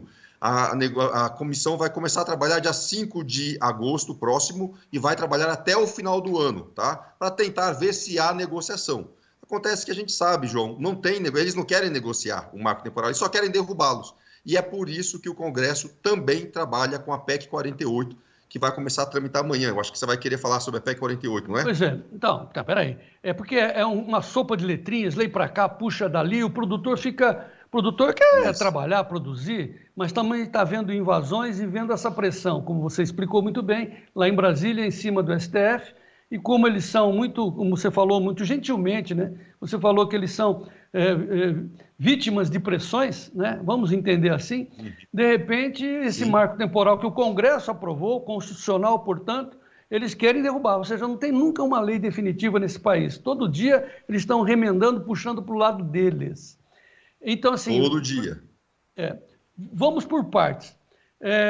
O que aconteceria se o marco temporal fosse derrubado? Uma catástrofe, apesar de silenciosa, apesar de a longo prazo, mas a segurança jurídica da sua propriedade teria um fim se o marco temporal fosse derrubado. Por quê? Porque centenas de cidades e dezenas de estados do Brasil, inclusive o Goiás, devem o seu nome e a sua história a populações ameríndias, a colonização ameríndia. Então, Goiás, Piauí e outros estados, até mesmo cidades como Belém, Manaus, Santarém, Copacabana, ou áreas de regiões Copacabana e Ipanema, já foram aldeias indígenas. Sem o marco temporal, nada, efetivamente nada, impedirá que essas áreas sejam reivindicadas como terras indígenas, ou daqui a 50 anos, ou daqui a 150 anos. Acabou, literalmente, a segurança jurídica. É isso que aconteceria. Tá claro, João? Tá claro. Agora, Edjord, quando o ministro Gilmar Mendes, lá do STF, monta uma comissão para novamente discutir o marco temporal, ele está avisando, vamos derrubar, é isso? Ele está abrindo a porta?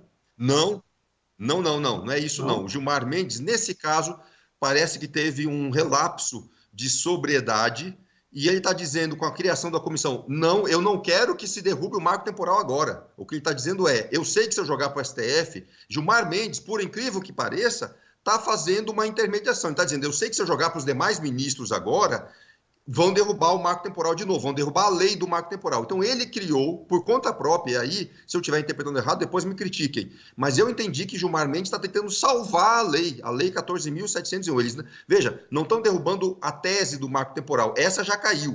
O que está em pé agora é uma lei 14.701 de 2023, e essa lei que Gilmar Mendes está tentando, ao meu ver, isso foi uma medida protelatória. Ele criou uma comissão para ver se há negociação. Só que a gente sabe que não dá para negociar com a esquerda. Com a esquerda, a única negociação é onde você vai tomar a facada. É no pescoço, é no braço, porque a facada virá. A esquerda não tem, ela só tem, ou ela sai ganhando, ou ela derrota o seu adversário. Ela não gosta de perder. Então, a tentativa de negociação é uma iniciativa do ministro Gilmar Mendes. E o que ele fez na prática é, até o final do ano, na prática, a lei do marco temporal continua vigente, continua vigorando. A lei vai vigorar. E eu penso que é o tempo suficiente para conseguirmos, pelo menos, avançar com a negociação da PEC 48, que virá para dar uma segurança maior ao produtor rural. Eu acho que foi uma jogada inteligente do Gilmar Mendes. Pois é, então agora temos a PEC 48 a ser discutida no Senado a partir de amanhã. O que significa isso? A partir de amanhã, exatamente, é uma iniciativa colegiada, 27 senadores da República, capitaneados pelo senador Hiram, de Roraima, o senador de Roraima, que primeiro elaborou a PEC, mas primeiro deu a primeira redação para a PEC, mas ela já foi assinada por 29 senadores. Isso já é uma demonstração de fortaleza, de força. Amanhã será lido o relatório na CCJ pelo senador relator, que é o senador Esperidião Amin, de Santa Catarina, e isso só mostra que a probabilidade de aprovação no Senado é muito grande. Então essa PEC vem com força e vem para dar essa segurança de que o marco temporal para a demarcação de terras indígenas é 5 de outubro de 1988, como nós sempre entendemos, mas as ONGs conseguiram deturpar ao longo desses últimos anos para mudar essa data que é muito clara para nós. Mas veja só, Edjord, se a gente ficar esperando lá no Congresso e tal, a pressão pode vir de fora, principalmente vem de fora, através das ONGs internacionais, das ONGs nacionais e também da mídia esquerdista. O que devemos fazer? Qual é o seu alerta e para quem você se dirige agora? Eu me dirijo aos presidentes de sindicatos rurais, me dirijo a pequenas associações de produtores, você que é presidente de qualquer organização, associação de produtores rurais, organize a sua equipe, organize o seu time, não precisa trazer todo mundo, não precisa encher 3 ônibus, traga um carro de cada cidade atingida por uma reivindicação territorial indígena ou de cada estado.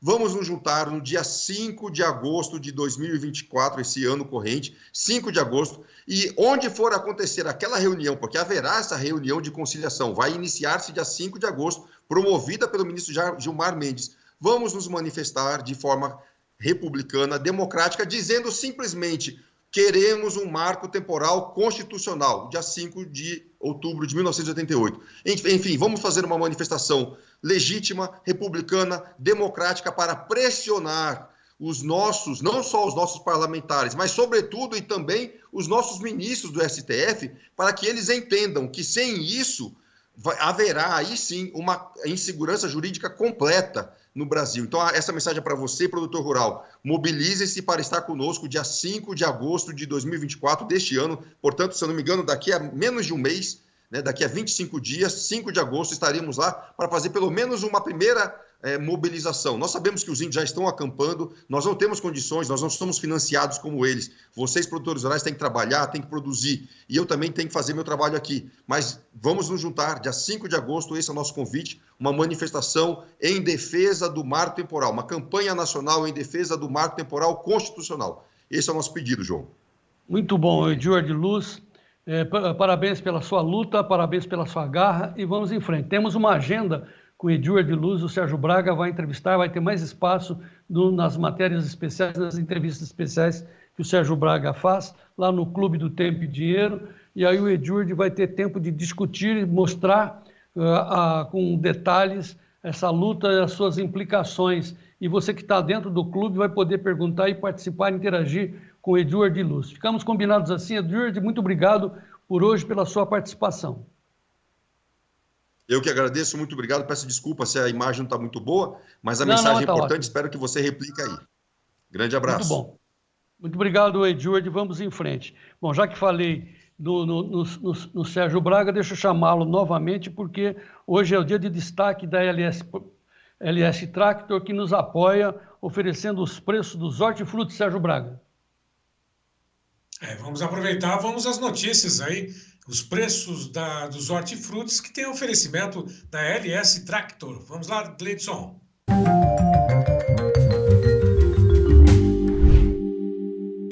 Oferecimento LS Tractor, tratores projetados para o hortifruti. Bom, e nas cotações de hoje começamos sempre, antes de mais nada, com os preços do leite. Esse último levantamento feito pelo CPE mostra que em Santa Catarina a média paga pelo litro leite é de R$ 2,73 mais 0,2. A batata padrão Ágata especial no atacado saco de 25 quilos em Brasília a R$ 160. O tomate italiano Tresal beneficiador, a caixa de 20 quilos em São Paulo a R$ 63,33. Tem o trigo também, o preço médio no estado do Paraná, tonelada a R$ 1.538,56. E a laranja, a caixa de 40 quilos e 800 gramas em São Paulo para a indústria a R$ 79,56. Bom, e hoje nós temos o destaque da LS Tractor, que vem lá de São João del Rei, Minas Gerais, na colheita, principalmente um trabalho com BRS Capiaçu. Dá uma olhada nesse vídeo, nessas informações, olha só o trabalho que tem as máquinas e a versatilidade da LS Tractor.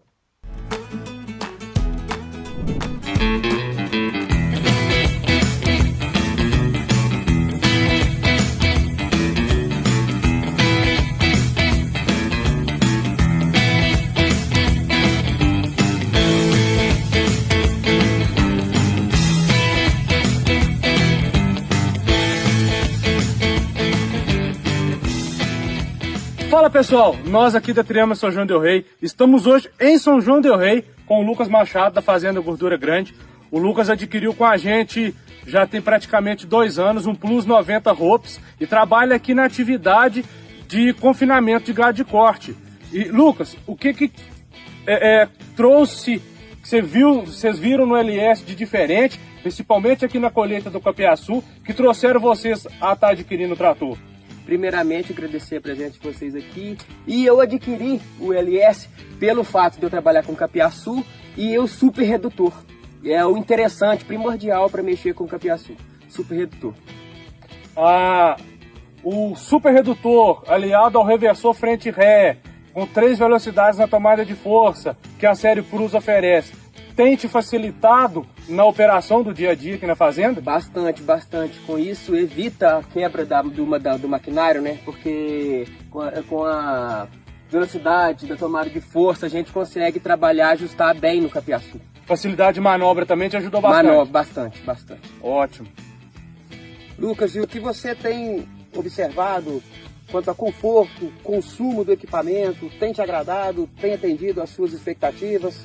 Conforto muito bom, trator macio, esperto, econômico, forte, um trator muito bom mesmo. Primeira compra, se Deus quiser a gente vai pro mais do ano que vem, a gente vai estar adquirindo mais um, muito bom material. Que bom, que ótima notícia, nós agradecemos, viu, você paralisar sua atividade para nos receber aqui na sua fazenda e diante da sua satisfação, você já até respondeu, mas você adquire um segundo LS, indica para um amigo, um cliente? Sim, vou adquirir outro e já indiquei. Que bom. Já indiquei. A gente agradece muito a parceria sua, seu pai, sua mãe, a família toda. Obrigado. Desejamos tudo de bom para vocês. Obrigado, viu? Muito obrigado.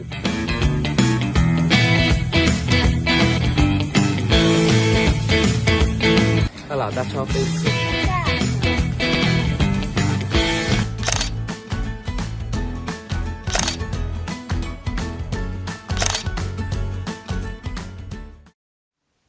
Tá aí, portanto, mais um agricultor, produtor satisfeito com as máquinas, os equipamentos versáteis, né, da LS Tractor.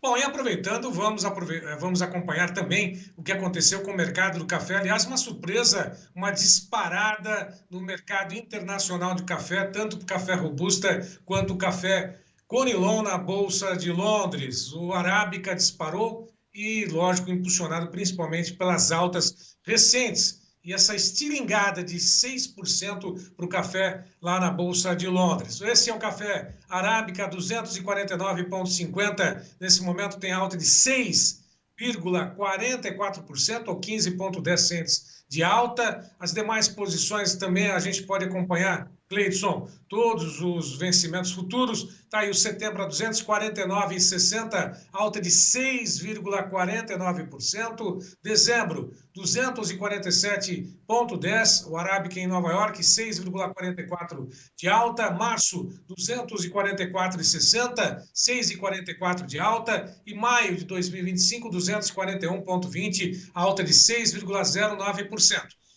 Na B3, sacas em dólares, bate os 302 dólares, mais 65 setembro, com uma alta de 5,90%. O dezembro, a 301 dólares e 40 saca, 6,88 de alta. Setembro de 2025, 280 dólares e 40, 5,29. A referência para o dezembro de 2025 permanece nos 249 dólares por saca. Portanto, uma estilingada para o café Arábica, impulsionado principalmente pelo café robusta, o Conilon, que bateu um novo recorde de alta hoje, encerradas as negociações em Londres a 4.627 dólares por tonelada, uma alta de 299 dólares por tonelada hoje, o equivalente a 6,91%. Portanto, novos recordes, novas estilingadas por café no mercado internacional. Lembrando que o indicador CPE-Exalc tem batido também as referências em alta para o café Arábica a 1.402 dólares, aliás, R$ 1.402,49 a saca na referência ontem de São Paulo, uma alta de 2,31% no acumulado desse mês. E o Robusta, o Conilon, na verdade, no Espírito Santo, segundo o indicador, batendo uma máxima de R$ 1.257,54 no mercado do Espírito Santo, segundo o indicador CPE-Exalc. Ou seja, o mercado teve hoje um desempenho surpreendente para o café, com dúvidas em relação principalmente à produção do Vietnã. João Batista Olive. Daqui a pouco você volta, Serginho, com os preços do boi gordo, porque agora eu vou analisar como é que está o preço do café com o nosso especialista em commodities, que é o Maurício Bellinello, mercado de commodities no ar. Gleidson.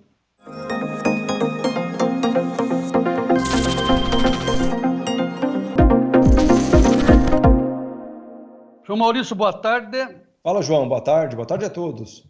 Então, hoje o dia, claro, essa estilingada do café, como disse o Sérgio Braga, puxado pelo Conilon, pouco café no Vietnã, não importa, o que nós temos é preços na pedra. Na B3, dezembro, 301 dólares a saca.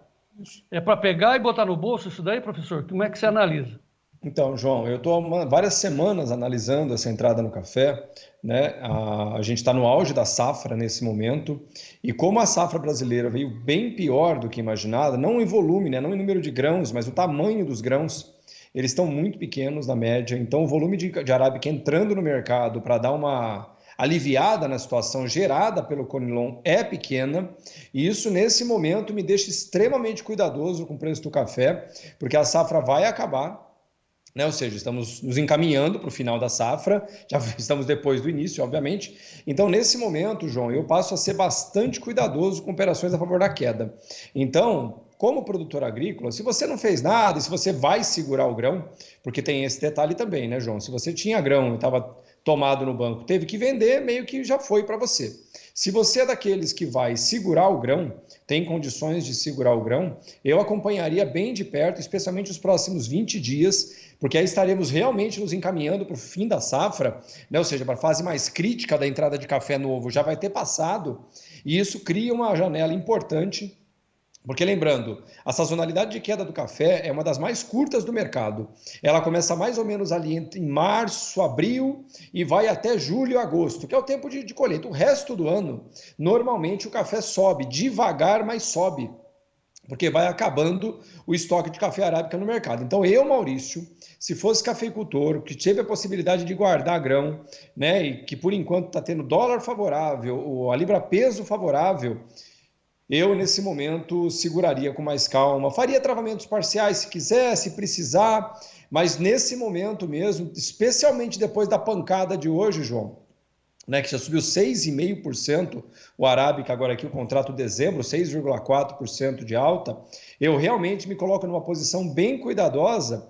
E para agregar um pouquinho disso ainda, né, não que isso seja um problema ainda, mas como o Molion falou na semana passada, e isso é algo que eu estou monitorando bem de perto, esse inverno tardio agora aqui, que as massas polares ainda não conseguiram subir, cria uma segunda janela de incerteza, que é se daqui até o meio de agosto, segunda quinzena de agosto, alguma massa de ar polar conseguir subir com maior intensidade, isso cria uma incerteza ainda maior ali no sul de Minas, não que vá afetar a safra atual. É bom lembrar que geada nunca afeta a safra atual, sempre afeta a safra à frente, porque a safra atual já é posta, né? Então, assim, eu estou só falando desse tipo de cenário, que já que o preço se apresenta como uma oportunidade, e lembrando, aquela estratégia fundamental que eu sempre falo com vocês, está subindo, deixa subir. Nesse momento, tendo em vista o tamanho das incertezas, somadas a um preço que está subindo com força, eu respiraria, tiraria umas férias, descansar um pouquinho. Claro, descansar um pouquinho com o café na tuia, né? Isso, lógico. Sim, beleza. Mas você acha que, pelo amor de Deus, a pergunta que eu vou fazer, você não acha que não valeria a pena não fazer uma put, porque vai que vire? Não sei por que motivo. Isso pode fazer, João, pode sim. Lembrando que esse preço do contrato de dezembro de $2,50, né, por libra peso, já projeta uma saca aí acima de 1.500, provavelmente acima até de 1.600, a depender. Se você conseguir vender para frente, você vai pegar dólar futuro ainda mais alto. Então já tá, é um preço muito bom. $300 na saca no Brasil, na B3, é um preço maravilhoso, né?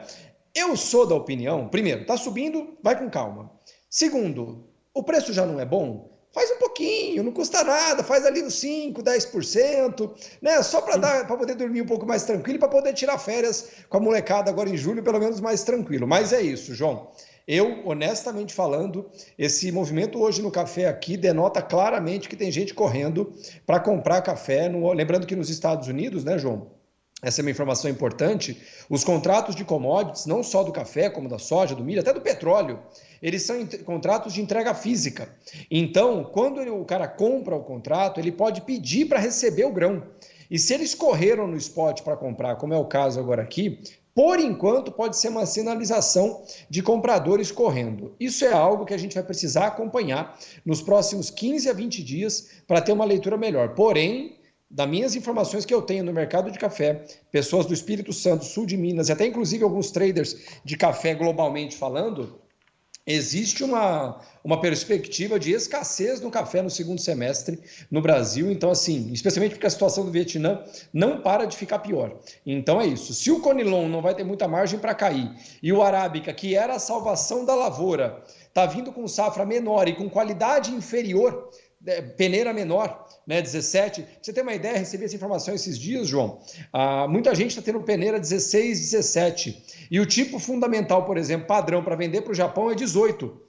Então, o café produzido no Brasil não está nem podendo ser exportado por falta de qualidade. Então, é isso. Dando uma questão pontual aqui, lembrando que o número da peneira é o tamanho do grão. Quanto maior o número da peneira, quer dizer que o grão está mais graúdo, né? Então, os grãos estão pouco graúdos esse ano, porque faltou chuva bem no final do desenvolvimento dos grãos, e agora o mercado está realmente preocupado. E eu, de novo, se você conseguiu guardar grão, café, inclusive, tem uma característica muito importante.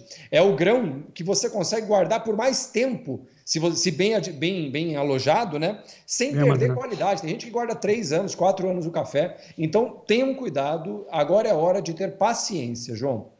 Maú, eu fico surpreso, porque imaginar que se fosse dizer assim, não, faz uma trava para evitar baixa. Você está mandando é guardar o café. Muito bem. Se por acaso o produtor desconfiado resolver fazer uma trava, você tem aí ideias de preço? Porque a média que você fala para assegurar qualquer commodity, pagando, é em torno de 2,5% do valor da saca. Vou tentar aqui. Vai dar uma olhada. Porque é importante a margem, né? Deu margem, vale a pena, né? Porque, de repente, vale, né? Se você vender e fizer dinheiro e botar no mercado financeiro, vale a pena, né? Desde que dê margem. A margem média de 2, 2,5%. Quer dizer, quando precisa muito, 5%. Às vezes fica abaixo de 2%. Hoje está quanto uma futura aí? Deixa eu vou tentar fazer uma simulação simples aqui, João, que dá para as pessoas pelo menos ter uma referência, tá? Vamos lá. Eu vou colocar de 2,20, está 2,40 e pouquinho agora, o contrato de dezembro. O spread, né? É o spread, 2,20 até 1,80, tá? Que é o contrato principal vai até 1,80, que é o último fundo que estava ali em novembro do ano passado, final do ano passado. E o strike é novembro? É novembro, João. Contrato dezembro, vencendo em novembro, tá? Nesse momento, João, tá caro, né? Tá caro por quê? Porque depois que dispara como disparou agora, fica realmente mais caro montar agora. Mas está perto de 7 centavos por libra-peso, João. Defendendo 20. 7 por 20. Desculpa, falei bobagem. O preço está bom. Defendendo 40. Defendendo 40, aí ficou 40. Bom mesmo. Eu que falei, eu que botei o número na cabeça aqui, errei. Defendendo 40 centavos, de 2,20 a 1,80, que é o preço que estava até tecnicamente ali antes dessa última subida que foi no final de março, né? Sim. Você consegue ali 7,50 provavelmente, João. Então a relação 7,40 para você tá boa, Maurício? Puta merda, João, é uma baita... Mas assim, ó, se você me permite um último detalhe, de novo, ninguém falaria isso de graça, eu não tenho nenhum problema em fazer isso. Por estar tão barato ou tão favorável, essa relação, porque está dando quase 1:6, basicamente, 1:5,5, ou seja, para cada $1 que você gasta, caso dê certo no final, você pode ganhar até $5,50 de defesa. Isso tem um indicativo potencial do mercado não acreditar muito em queda do café, viu, João? Por enquanto. Enfim, vamos supor que dê errado. Ah, meu Deus, não caiu. Que bom que não caiu, né? O seu café lá subiu, cara. Aí sim que você pode dormir tranquilo, né? É isso. Dá para começar, né, João? Eu acho que no final das contas, o papel do cafeicultor, nesse caso especificamente, que tem uma sinalização tão favorável agora de preços, né? Lembrando, o Vietnã está com problema, mas o Brasil, de forma geral, vai colher uma safra grande, né? Ainda que com alguma qualidade um pouco abaixo, mas a safra vem grande. O cafeicultor brasileiro não está vivendo a mesma coisa que viveu naquele ano da geada no sul de Minas, que na verdade foi problema de seca, né? Onde ninguém colheu. Esse ano, a safra, por mais que não venha gigante, ela vem grande. Então, é um momento favorável. Você deve ter margens esse ano muito boas. Então, aproveite esse tipo de situação para das duas coisas. Desenvolver sua paciência e sua técnica de fracionar esses travamentos. E segundo, faça-se esse favor, guarde dinheiro. Bom, importante que você se posicionou, deu essas posições para a cafeicultura em Nova York, né? Isso. O Arábica em Nova York.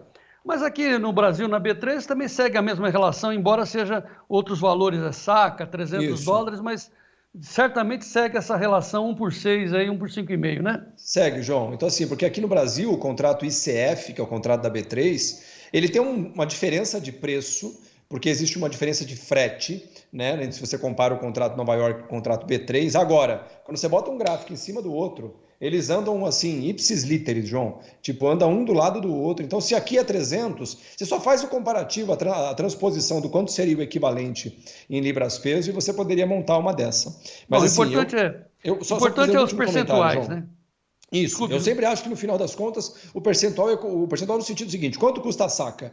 Você vai ter que gastar uns 2% do valor da saca, até 2%, 2,5%, para ficar uma relação boa na sua defesa.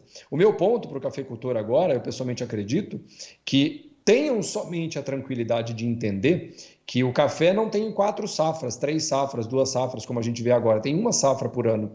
Então, se a situação do Brasil agora não melhorar no final da safra, ou seja, não tiver um milagre, que eu acho que não vai acontecer, de vir uma melhora repentina da qualidade dos grãos, a escassez de café globalmente vai se estender provavelmente pelos próximos 8 meses. Então eu tomaria bastante cuidado em simplesmente não ser o cara mais volátil da mesa. Vamos dar para encerrar um pé de conversa na soja, porque a soja perdeu R$1 em relação à semana passada no balcão, e o Juliano Dorigon está dizendo que lá no oeste do Paraná, agora à tarde, R$117 a soja no balcão. Tem algum alento para o sojicultor nesse instante? Não, João, nesse momento não. Quer dizer, o dólar permanece, um dólar ainda, por mais que não seja o 5,70, perto de 5,45 não é ruim, estava 4,90, 4,80 na virada do ano, né? O bushel, a gente já falou aqui faz tempo, nós estamos em sazonalidade de queda. Nós vamos daqui até novembro com o mercado pressionado, especialmente que a safra americana, por enquanto, os indicativos de qualidade de lavoura estão bons, estão na média, né? Ou seja, não tem nada fora do normal acontecendo agora. Enquanto não tivermos uma novidade efetiva, não tem por que ter pressão de alta no bushel agora, sendo que virão 120 milhões de toneladas de soja lá nos Estados Unidos agora. O dólar, eu acho que ainda vai longe essa conversa, porque no final das contas, a situação nos Estados Unidos, que é quem manda no dólar, ainda está longe de ser definida, né? O Brasil claramente nunca ajudou nisso também em termos de volatilidade política. Isso provavelmente ainda vai ter mudança de noticiário à frente, mas para o sojicultor, de forma geral agora, não é hora de olhar para o bushel. Na verdade, se a gente tivesse um bushel bom agora, alto, nós estaríamos com alguma coisa fora de lugar. Porque bushel alto em julho e agosto, né, é fora de lugar, não é normal, João. Nem o Basis está ajudando.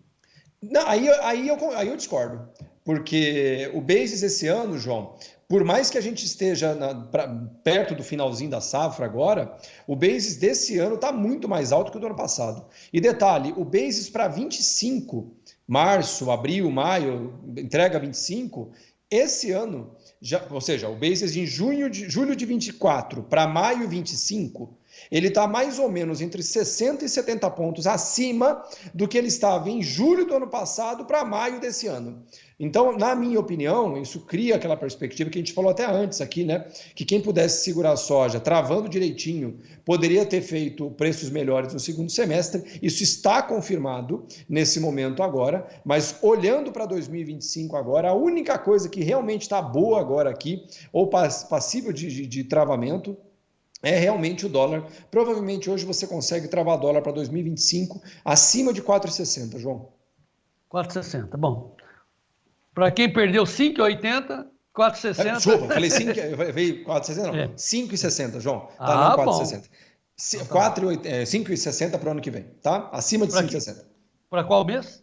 Maio, provavelmente. Maio, junho. Maio 25, tá. 5,60, ok. NDFs, né? NDF, João, isso. Vendendo NDF no banco. Tá bom. Maurício Bellinello, é sempre muito bom conversar contigo. Um show de informações, o pessoal adora e é bom que goste mesmo, porque nós vamos dessa forma em frente, Maurício Bellinello. É isso mesmo, João. Eu que agradeço. E sobre o café, sobre daquela opinião. Se der errado, você depois bebe o estoque. Eu gosto do meu cafezinho, torra leve. Eu também. Bebe mole, macio, calma, quietinho e vamos em frente. Boa, Maurício. Quiser. Até amanhã. Tchau. Tá bom. Deixa eu voltar para o Sérgio Braga para as notícias da pecuária, para o nosso encerramento. Notícias da pecuária no ar, Gleidson.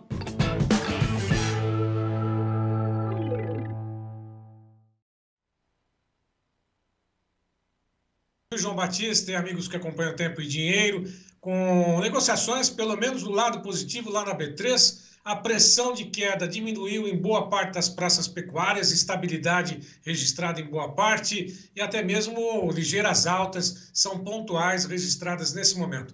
Lá na B3, esse é o resultado de hoje, R$ 234,50, arroba para o julho, sobe 0,13%, agosto a R$ 238,90, 0,50 de alta, setembro R$ 240,70, 0,35 de alta, outubro R$ 246, alta de 0,41%, indicador CPE R$ 228, 0,31% de alta ontem. O que a gente vai mostrar agora é o boi padrão China para exportação bruto, não foi descontado, está aí R$ 225 a prazo em São Paulo, Minas Gerais, com exceção à região sul, R$ 215 também a prazo bruto, Mato Grosso 210, Mato Grosso Sul R$ 220. Próxima tela, mais 4 praças de referência aí para o boi padrão China. Goiás, Goiânia, 215 no aprazo, 216 em Paragominas, Tocantins ao sul 205 no aprazo, o estado do Paraná, R$ 230 por arroba também no aprazo. Iberville Neto comenta conosco o mercado do boi gordo nesse feriadão aqui em São Paulo, mas normal em outras regiões do país. Iberville Neto, boa tarde. Olá, Braga, olá a todos. Braga, ontem nós comentamos a respeito do fechamento das exportações de junho e agora já trouxemos aqui os dados da primeira semana de julho e seguimos com exportação muito boa. Nós tivemos um aumento de 41,6% na comparação com a média diária no mesmo período do ano passado. Então, a média diária nesses primeiros dias de julho foi de 10,8 mil toneladas. E isso, como eu disse, supera em 42% praticamente a média do ano passado. A receita superou em 32,5% a receita média diária. A gente exportou nesses primeiros dias de julho 48 milhões de dólares de carne bovina in natura por dia. E o preço médio cedeu aí na comparação anual 6,4%.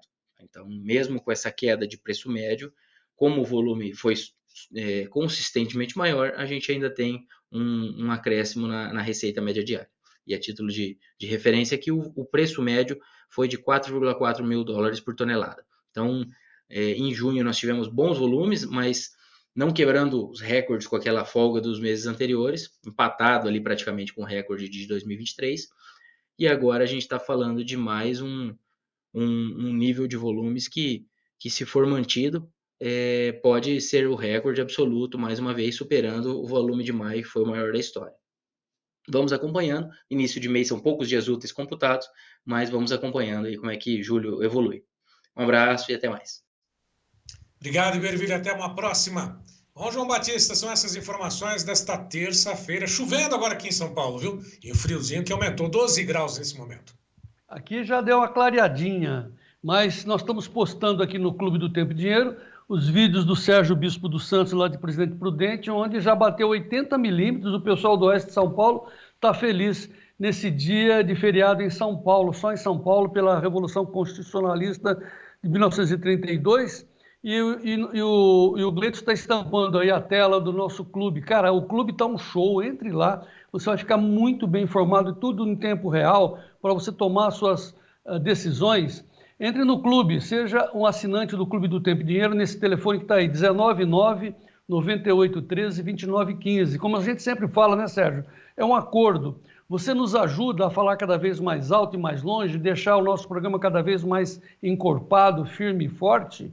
E, em troca, a gente lhe dá o melhor serviço em tempo real do agronegócio brasileiro, editado e publicado pelo grande Giovanni Lorenzon, um dos mais importantes jornalistas do agro brasileiro, um cara que conhece muito e é um luxo, né? Ele está à sua disposição, você tem um editor, né, que faça o resumo das notícias para você dentro do seu grupo fechado, focado só em economia. E você pode conversar com o Giovanni, perguntar, tirar dúvidas, conversar com todos os profissionais que estão dentro do clube, uma grande oportunidade de você ser um produtor rural, mas bem informado do meu Brasil. E eu agradeço ao Sérgio Braga por ser o nosso editor das matérias que nós estamos editando e vamos impulsionar nas nossas mídias sociais. Portanto, cada vez mais o Tempo e Dinheiro cumprindo sua função, né, Sérgio? De ser o órgão de informação do agro brasileiro. Certo, Serginho? É isso mesmo, informar é lançar luz sobre toda essa escuridão que se tenta colocar, impor aos produtores e ao Brasil como um todo, João Batista. Esse é o nosso objetivo, né? Informar e sempre. Tá muito bem. Então, curta aí as nossas plataformas, nós vamos reduzir, transformar e editar as notícias que passamos hoje no clube. Entre no site O Tempo e Dinheiro Oficial e vamos em frente. Obrigado, Sérgio. Viva o Brasil e até amanhã. Um abraço, até vamos amanhã. Vamos em frente.